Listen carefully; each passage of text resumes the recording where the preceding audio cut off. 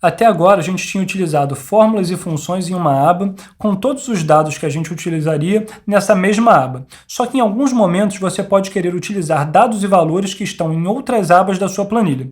Isso é muito normal quando você separa a sua planilha com uma aba de dados e outra de resultados. No nosso exemplo aqui, a gente tem o ano 1, o ano 2 e o ano 3, são 3 abas diferentes, e o nosso resultado numa quarta aba. Se a gente quisesse colocar os nossos valores de resultado aqui, a gente poderia fazer de 3 formas. A primeira, que é a menos inteligente possível, seria olhando o ano 1, vendo o resultado desse ano 1, voltando para cá e adicionando esse resultado aqui, 68.400. A gente sabe que ele não é inteligente, porque se eu fizer uma mudança na minha referência, essa mudança não se espelha no meu resultado.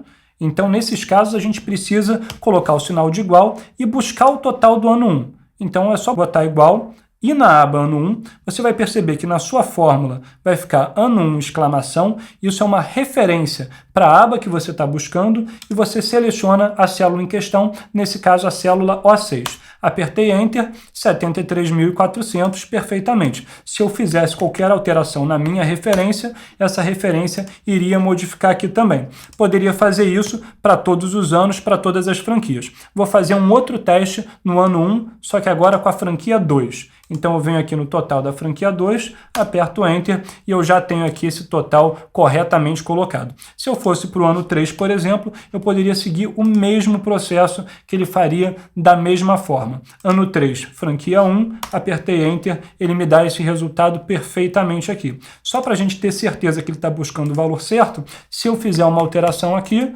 essa alteração se repete exatamente na minha aba de resultados. Um outro método que a gente poderia utilizar é, ao invés de utilizar uma fórmula que busca o total de outra aba, era utilizar uma função que já buscasse todas as referências daquela aba. Então, ao invés de eu colocar a célula de resultado, eu poderia colocar igual, soma, e buscar as referências que eu quero. Então, no ano 1, para a franquia 1, eu vou buscar exatamente a minha referência lá. Você observa que ele coloca a função, ele abre parênteses e ele vai buscar do ano 1 as células C6 até a N6, e aí eu posso fechar aqui o meu parênteses, apertar Enter, e você vai observar que os valores ficam exatamente iguais. São apenas formas diferentes de você fazer. Eu, particularmente, considero a maneira mais simples a primeira, mas existe esse método alternativo de você colocar a função já buscando diretamente a referência de uma outra aba.